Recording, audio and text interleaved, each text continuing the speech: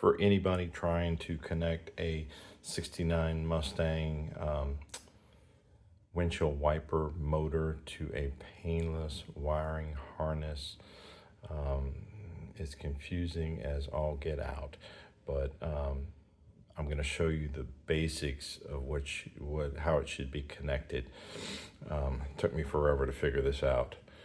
Okay, the colors off my wiper motor are not correct, but I'll be able to show you what function wire connects to what function wire.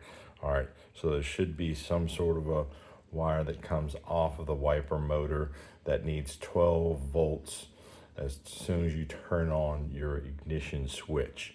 So you're going to connect that to the painless wire number 992 or 982. It says wiper motor B+. Okay, that's going to connect. Then you're going to connect the low speed wire of your wiper motor to the low speed wiper on the harness. That looks like that's it just says wiper low, okay? Then you're gonna connect the park from the harness to the park of the motor. Then the last thing you're going to connect is the low to low.